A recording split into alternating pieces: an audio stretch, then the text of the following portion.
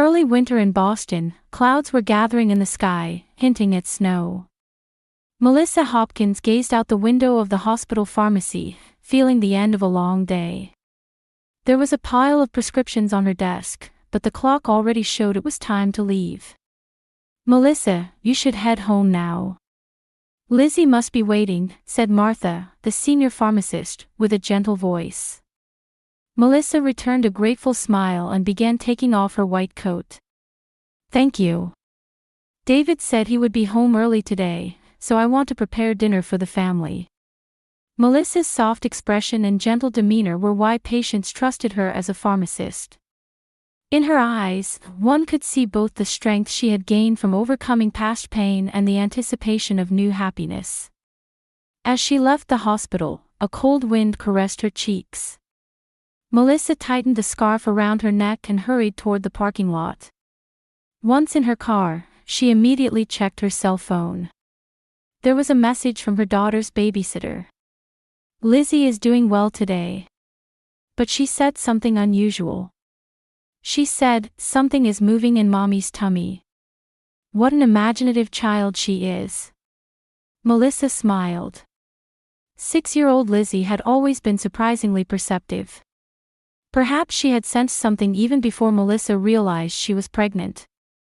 This new life with David, in their second year of marriage, was a miracle after years of fertility treatments. While driving, Melissa remembered meeting David Carter 2 years ago.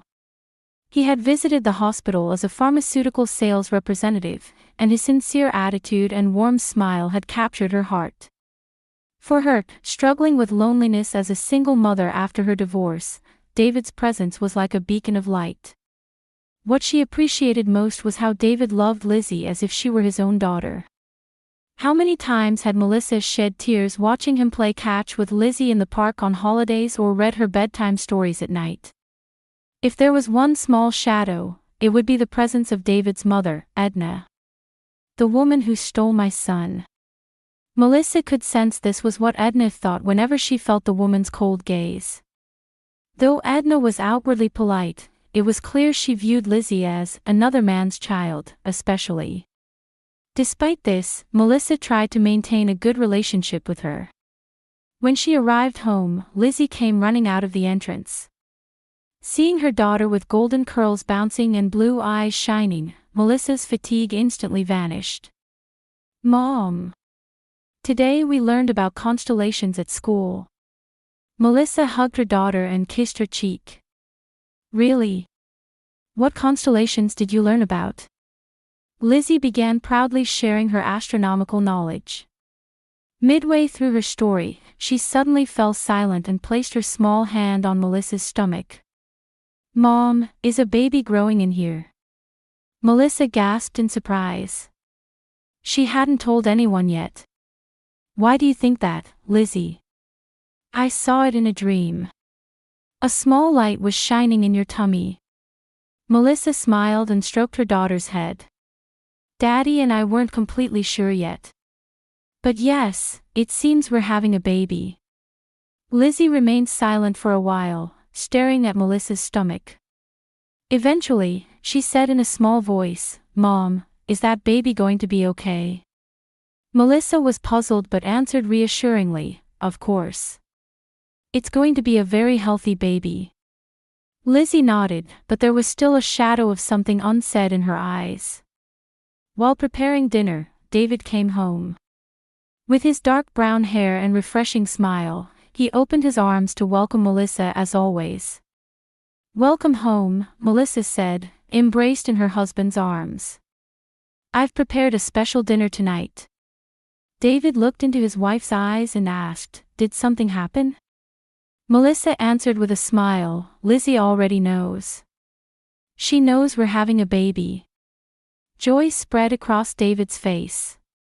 He gently placed his hand on his wife's abdomen and asked, "Really? Did you confirm with Dr. Green?" "I got the blood test results yesterday. I'm already 5 weeks along." David hugged his wife tightly and called for Lizzie. "Lizzie, come here. Let's toast together." Lizzie approached them with cautious steps. David embraced her too and asked, "You're going to be a big sister. Are you happy?" Lizzie nodded slowly. "Yes, but what?" David asked with a laugh. Lizzie looked at both her parents' faces alternately, about to say something, but ultimately remained silent. Nothing. Melissa was concerned about her daughter's behavior but focused on celebrating this special day. David poured champagne for himself and Melissa, and grape juice for Lizzie, and the three made a toast. "To our new family." At David's words, Melissa shed tears of happiness. However, she didn't notice the shadow of anxiety in Lizzie's blue eyes as the little girl held her glass with small hands. Late that night in the bedroom, David gently kissed Melissa's abdomen. "It's been a long road. To think we're finally having a child together."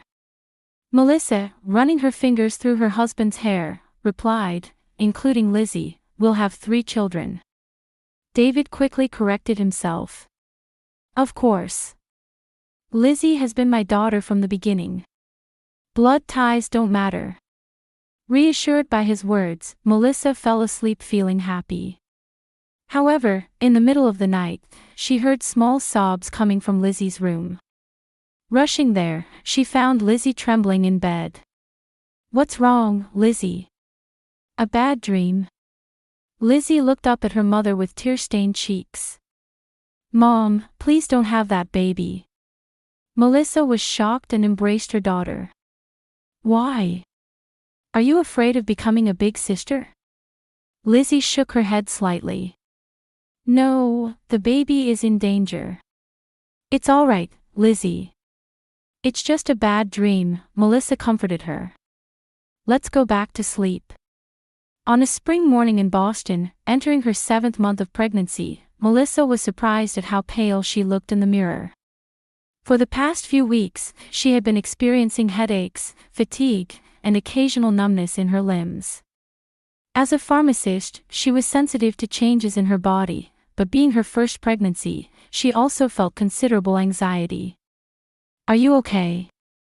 David placed his hand on her shoulder from behind. "You don't look well." Melissa tried to reassure her husband with a forced smile. "I'm just a bit tired. I'll consult about it at today's checkup." "I wish I could go too, but I have a meeting with clients that I absolutely can't miss today," David said apologetically. "Don't worry. Both mother and child are healthy," Melissa answered, as if trying to convince herself. While waiting for her turn in the hospital waiting room, Melissa observed Lizzie, who was sitting next to her. Since school was on spring break, her daughter was with her today. Lizzie was quietly reading a picture book, but occasionally she would look at Melissa's stomach with anxious eyes. "Lizzie, what's wrong?" Melissa asked gently. Lizzie looked up from her book and said hesitantly, "Mom, I feel like the baby is suffering." Melissa felt her heart tighten but tried to remain calm. "Why do you think that?" "I saw it in a dream."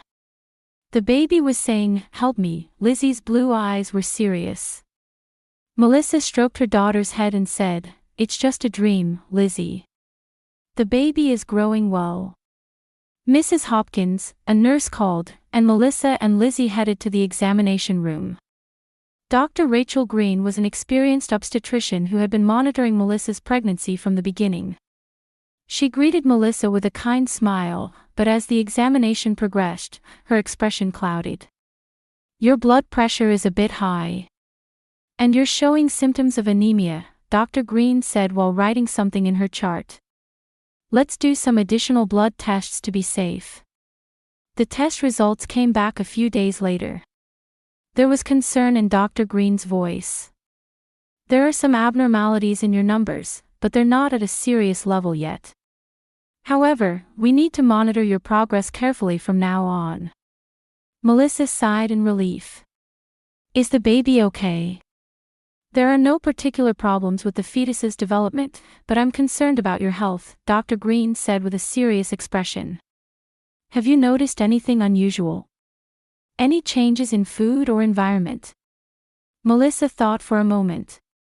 "Not particularly, except that my mother-in-law sometimes brings homemade herbal teas and health foods. I see. I'll prescribe iron and vitamin supplements just to be safe, the doctor said while writing a prescription. And please contact me immediately if you notice any changes. As they were leaving the examination room, Lizzie stared intently at Dr. Green. When the doctor smiled kindly at her, Lizzie said in a small voice, "Doctor, please save the baby." Dr. Green was a bit surprised but quickly softened her expression. "Of course, Lizzie. That's my job." In the car on the way home, Melissa was bothered by Lizzie's words. "Why did you say that to the doctor?" Lizzie gazed out the window and answered, "Because the baby is in danger." That night, while Melissa was working at the hospital pharmacy, David took Lizzie to the park. Meanwhile, Edna visited their home and left homemade herbal tea and soup in the refrigerator. When Melissa returned home, there was a handwritten note on the table. "Dear Melissa, I've left herbal tea and soup to help regulate your body. Please drink a little each day. It's for the baby too." Melissa felt grateful as she took the herbal tea from the refrigerator. The greenish liquid had a distinctive aroma. The next day, during a break at the hospital, Jennifer, a colleague and close friend, sat next to Melissa. "How are you feeling?" she asked worriedly. Melissa sighed. "To be honest, not great. I have terrible headaches and sometimes get dizzy." Jennifer frowned. "Have you talked to Dr. Green about it?" "Yes, I had a blood test, but she said there's no serious problem." "Still, you mentioned you're concerned about Lizzie's behavior," Jennifer said, carefully choosing her words. "A child's intuition shouldn't be underestimated. Especially a sensitive child like Lizzie." Melissa pondered her friend's words. "It's true, Lizzie has been saying Grandma is giving you bad things. But Edna is looking out for me. She brings me homemade herbal teas and soups." Jennifer's expression changed. "Homemade? Why always homemade? Store-bought isn't good enough." Melissa shrugged. "Edna is knowledgeable about natural remedies. She says that store-bought products contain chemicals. Why don't you analyze that herbal tea once?" Jennifer suggested with a serious expression. Melissa laughed and said, "Are you suspecting my mother-in-law?" "Just a suggestion," Jennifer said lightly, but there was deep concern in her eyes. After dinner that day, while David was reading a picture book to Lizzie, Melissa, out of curiosity, separated a small amount of the herbal tea and performed a simple analysis in the hospital laboratory. She found no abnormalities, though there were some components she couldn't identify. "Maybe I'm just being overly concerned," Melissa told herself. A few days later, Lizzie rushed to David as soon as she returned from the park. "Daddy, Grandma is doing something bad," she said with a serious face. David looked at his daughter with a confused expression. "What do you mean?" "Grandma is giving Mom bad things. The baby is in danger." David's expression hardened. "Lizzie, you shouldn't say such things. Grandma is concerned about Mom and the baby, bringing her things to help her stay healthy." "But I don't want to hear any more," David said in an unusually stern tone. "Grandma is not a bad person. Saying things like that will make her sad." Lizzie fell silent and walked to her room with slumped shoulders. That night, she began crying in her sleep again, screaming that the baby is suffering. Melissa was worried about Lizzie's mental state and consulted a child psychologist. "This is adjustment anxiety about a new family member," the psychologist said. "Lizzie experienced your divorce from her previous husband and feels a sense of loss from losing her father. Now she may fear losing her mother's love to the new baby." Melissa tried to accept this explanation, but Lizzie's anxiety and warnings grew stronger by the day. One day, entering her 8th month of pregnancy, Melissa was suddenly hospitalized due to abdominal pain and bleeding. "There's a risk of premature birth," Dr. Green said worriedly. You need to be hospitalized and placed under strict supervision for a while. David brought Lizzie to visit Melissa in her hospital bed. Lizzie held her mother's hand and tearfully said, "Mom, don't see Grandma. The baby is in danger." Melissa looked into her daughter's serious eyes. Over the past month, her health had deteriorated rapidly. The doctors couldn't identify the cause. And now, even the baby in her womb was in a dangerous condition. For the first time, Melissa began to seriously listen to Lizzie's words. "What do you mean, Lizzie? What do you say Grandma did?" Lizzie looked around, and after confirming that David had stepped out, she said in a small voice, "Grandma put something in your tea. I saw it. Green powder." A chill ran down Melissa's spine. The hallways of Boston General Hospital were quiet. Only the sound of rain announcing the end of summer occasionally broke the silence as it hit the windows. It was on that rainy morning that Melissa began to feel contractions, 2 weeks before her due date. "Control your breathing. That's it, slowly," Dr. Green encouraged Melissa with a calm voice. "The contractions are getting closer. We'll move you to the delivery room soon." Melissa nodded on the bed, her face contorted in pain. More than the doctor's words, it was the presence of her 6-year-old daughter sitting beside her that kept her calm. Lizzie had lost her usual childlike demeanor and was sitting remarkably composed, holding her mother's hand. Her blue eyes, mixing past fears and future determination, looked strangely mature. "Lizzie, could you wait at the nurse's station until your father comes?" Melissa asked between pains. Lizzie shook her head. "I'll stay by Mom's side. I promised." Melissa smiled weakly. After her hospitalization, she had begun to listen to her daughter's words. She had started to suspect a connection between her health problems and the herbal tea after hearing what Lizzie said about Edna.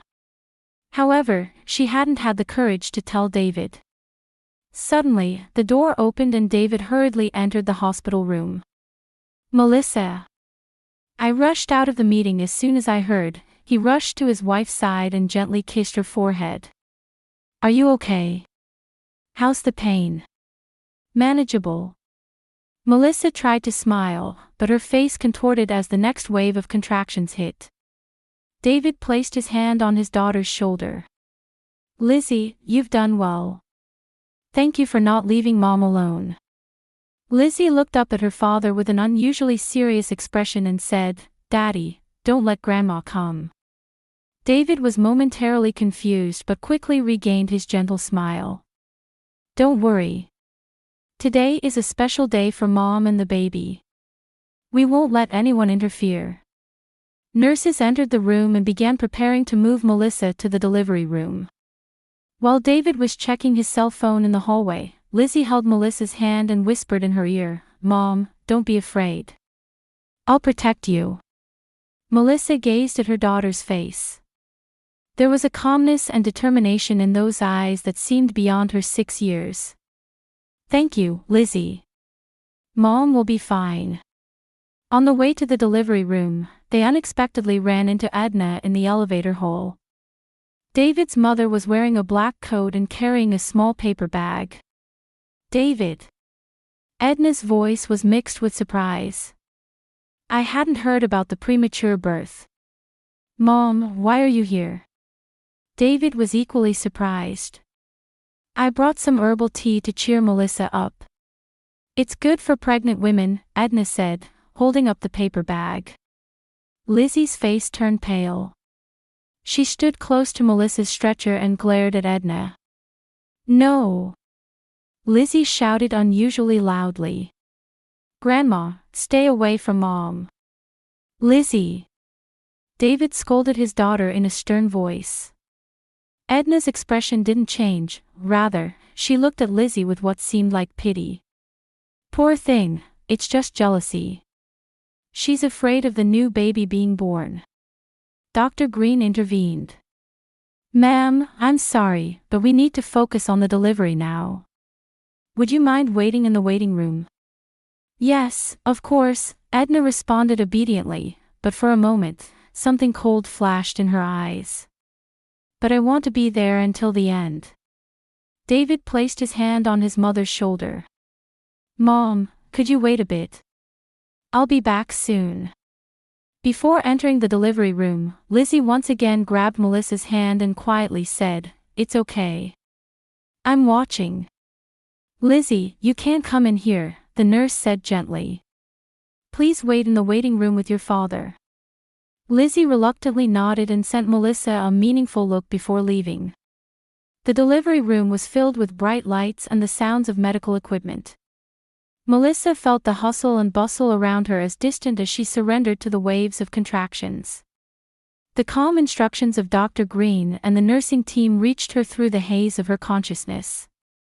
"Just a little more, Melissa. I can see the baby's head." Outside, Lizzie sat still in a corner of the waiting room. David sat beside her, while Edna was sitting a short distance away, holding a magazine but showing no signs of turning the pages. "Daddy, I want some water," Lizzie suddenly said. "There's a vending machine here." David stood up. "I'll be right back." As soon as David left, Lizzie looked at Edna. Edna stared back at her. A heavy silence flowed between them. "I know what Grandma did," Lizzie said in a small but firm voice. Edna's expression froze for a moment. "What are you talking about?" "I saw you putting green powder in Mom's tea." Edna pursed her lips and leaned toward Lizzie. "A child like you can't understand the adult world." The baby was saying it was suffering. Lizzie didn't back down. "I'm going to tell the police." The color drained from Edna's face. At that moment, a sudden noise was heard from the hallway, and the sound of medical staff hurriedly running echoed. Lizzie and Edna stood up simultaneously. When David returned with water, Lizzie was already running. "Lizzie! Where are you going?" In the delivery room, Melissa's pain had reached its peak. "Push. Just a little more." Dr. Green's voice echoed. Melissa gathered all her strength and gave one final push. At that moment, the baby's first cry should have filled the room. Instead, an unexpected silence fell. Dr. Green's expression froze. She took the baby and immediately gave instructions to the nurses. "The baby?" Melissa asked in an exhausted voice. "What's wrong?" Dr. Green maintained her professional mask, but there was obvious distress in her eyes. "There's something with the baby's body." David, who had finally rushed into the delivery room, changed color when he heard those words. "What do you mean?" "The baby is alive. It's just..." Dr. Green struggled to find words. A nurse cleaned the baby, wrapped it lightly, and showed it to Melissa. Melissa gasped. The baby was pale and breathing weakly. And there were strange rashes and discolorations all over its body. What's happening?" Melissa's voice trembled. David almost collapsed. "Our child." At that moment, Lizzie, who had sneaked into the room unnoticed, appeared beside the bed. She stared at the baby and whispered softly, "I knew it." Everyone in the room noticed Lizzie and gasped. "Lizzie, you shouldn't be here," the nurse said. But Lizzie ignored her and said in a clear voice, "Grandma was giving her poison. I saw it." A deathly silence enveloped the room. David looked at Lizzie, speechless. "What are you saying?" David finally managed to say. "Grandma was putting green powder in Mom's tea. She said she hated the baby." Lizzie's voice was small but resonated throughout the room. Dr. Green quickly gave instructions to the nurses. "Take the baby to the NICU immediately. And take a blood sample from the mother for emergency testing." The nurses acted quickly, and the baby was taken to the neonatal intensive care unit. "It's a boy," one of the nurses told Melissa before leaving. "He's fighting." Melissa nodded while crying. David held his wife's hand and said in a trembling voice, "It's going to be okay, he'll get better." But there was doubt and fear in his eyes. He couldn't judge whether Lizzie's words were true or just a child's imagination. The test results were shocking. Traces of heavy metals and herbal medicine components were detected in the baby's body. Similar substances were found in Melissa's blood, and the doctors pointed to the possibility of long-term ingestion of small amounts. "We need to report this to the police," Dr. Green said with a stern expression. Melissa was still unable to accept the reality and just cried. David, though dazed, finally placed his hand on Lizzie's shoulder. "Lizzie, tell me the truth. Tell me exactly what Grandma did." Lizzie seemed a bit surprised by the unexpected trust from an adult. She slowly nodded and began to tell the truth with trembling lips. The flashing lights of a police siren quietly illuminated the lobby of Boston General Hospital. Detectives Martin and Clark arrived at the hospital 3 hours after the baby was born. With impassive expressions, they followed the hospital staff's guidance to Melissa's room. "Ms. Hopkins, Mr. Carter," Detective Martin quietly called out. It wasn't the first time the experienced detective had dealt with such a family crisis. "May we talk to you?" Melissa was still in shock, staring at the detective with vacant eyes. David, holding his wife's hand, nodded with a grave expression. "First, could you tell us about your child's condition?" Detective Clark asked gently. She was a female detective in her early 30s who often handled cases involving children. "Noah, our son's name is Noah," David said in a trembling voice. "He's receiving treatment in the NICU now." According to the doctor, traces of heavy metals and herbal medicine components were detected in his body. The two detectives exchanged glances and took notes. "We'd like to ask about your mother, Edna Carter," Detective Martin carefully chose his words. David's face contorted with anguish. "My mother is now in another room with a nurse. She hasn't said anything yet." "We heard you have a daughter named Lizzie," Detective Clark said. "May we speak with her?" At that moment, the door to the hospital room quietly opened, and Lizzie peered in. She didn't flinch at the sight of the police officers, rather, she seemed relieved. "You must be Lizzie," Detective Clark smiled kindly. "Could you tell us a little about what happened?" Lizzie nodded and sat in the chair in front of the detectives. She straightened her small back and began speaking in a surprisingly calm voice. "I saw Grandma putting green powder in Mom's tea many times. She said in the kitchen, 'This will purify the tainted blood.'" The air in the room froze. David gasped, and Melissa let out a small sob. "When did you first see this?" Detective Martin asked. "I think after Mom told everyone about the baby," Lizzie answered thoughtfully. Grandma's face was scary. It was different from usual. The detectives took detailed statements from Lizzie, Melissa, and David. Then they headed to another room to question Edna. Edna Carter sat upright in her chair with a dignity that belied her 63 years. She didn't change her expression when the detectives entered and quietly turned her gaze to them. "Mrs. Carter, do you know anything about the harmful substances detected in your grandson's body?" Detective Martin asked directly. "I have no idea what you're talking about," Edna answered calmly. "I was just bringing healthy herbal tea out of concern for my son's wife's health." "We've obtained a warrant to search your home," Detective Clark said quietly. "Investigators are already on their way." Edna's expression wavered momentarily but quickly recovered. "Feel free. I have nothing to hide." Late that night, investigators found decisive evidence in Edna's home. Various herbal medicines, heavy metal compounds, and a notebook titled, "How to Get Rid of the Daughter-in-Law."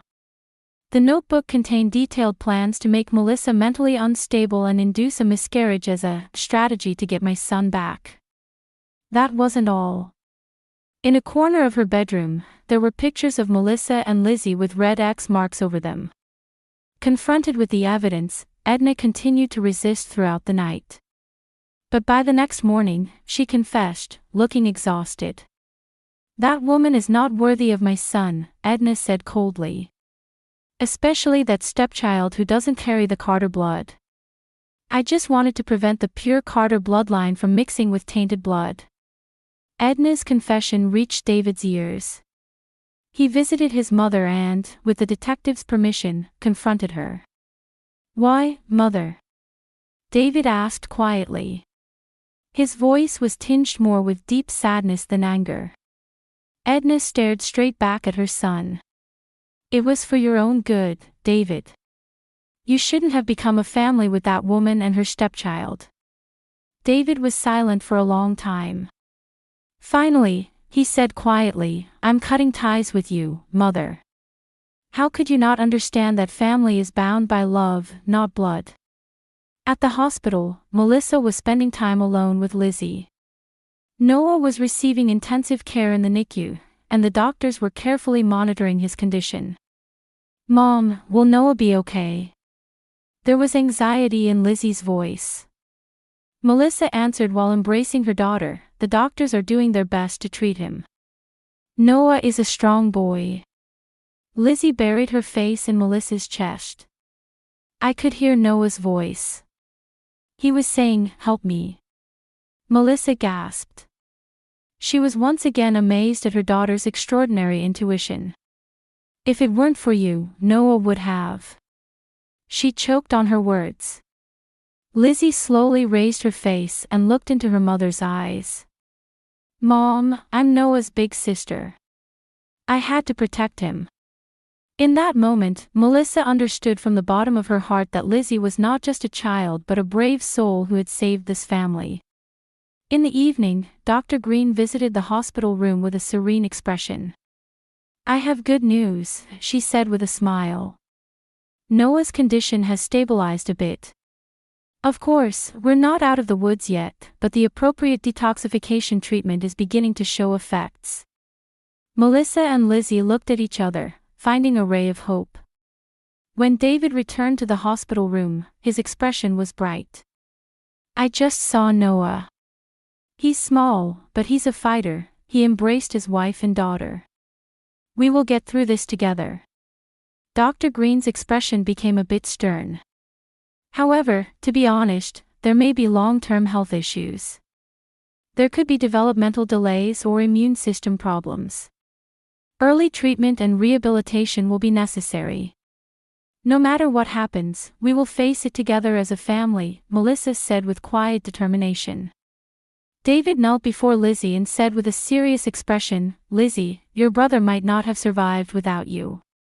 Thank you so much. Lizzie nodded. Noah is strong. He'll get better. Lizzie, actually, I've always wanted to adopt you formally as Lizzie Carter, as my official daughter. David looked into Lizzie's eyes sincerely. Blood ties don't matter. We are already family. Tears welled up in Lizzie's eyes. Really? Really? Lizzie called David Daddy for the first time and hugged him tightly. In that moment, they became a true family. Edna was charged with assault and planned harm. At the trial, Lizzie bravely took the witness stand and testified in detail about Edna's actions. Edna was diagnosed with pathological attachment disorder in her psychiatric evaluation but showed no remorse until the end. I was only trying to protect my son. Those children are not real family. Her final words made everyone in the courtroom feel a chill. David left the courtroom in tears. His heart was filled with anger and sadness toward his mother, but even more so, he felt love and responsibility toward his new family. Ironically, it was his mother's actions that taught him what true family means. The Carter family moved to a new home in the suburbs 3 months after Noah was born. The white 2-story house, with its spacious yard and bright windows, was enveloped in a warm atmosphere fitting for a fresh start. Lizzie, can you help me decorate Noah's room?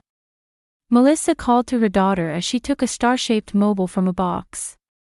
Lizzie jumped up happily. Yes. Noah likes stars.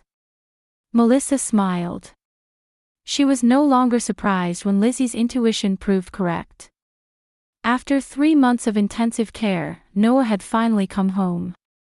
He was still small and needed rehabilitation 3 times a week and regular checkups, but his recovery was faster than the doctors had anticipated. "Noah is a real fighter," Dr. Green said during the final examination. "Of course, we still need to be cautious. There may be developmental delays, but with proper care and rehabilitation, there's a good chance for significant improvement." David came home early from work and was setting up Noah's crib in the living room. He gazed at his son's small body with gratitude for his resilient life force. "How are you doing, champion?" David smiled. "You worked hard today too." Melissa was watching her family while preparing dinner in the kitchen. They were gradually returning to normalcy after those nightmarish days. She had used her knowledge as a pharmacist to establish a support group called Recognizing Children's Signals within the hospital. "Children sometimes see truths that adults miss," she told the group. "Listening to their small voices can sometimes save lives." Lizzie had begun to make friends at school and occasionally invited them home. She was always concerned about her brother's condition, acting as his special guardian. "I can understand Noah's feelings," Lizzie confided seriously to Melissa. "Right now, he's thirsty." Curiously, immediately after those words, Noah began to cry. When given milk, he quickly settled down. A small party was held for Noah's first birthday. Friends and hospital staff were invited to celebrate Noah's recovery. David wore a suit, Melissa wore a summer dress, and Lizzie wore her favorite blue dress. Noah squealed with delight at the sight of the cake and reached out with his small hands. "Let's take a family photo," Jennifer, a friend, said, holding a camera. Melissa, David, Lizzie, and Noah lined up in front of the entrance. Lizzie created a space next to herself and smiled at it. "What are you doing?" Melissa asked curiously.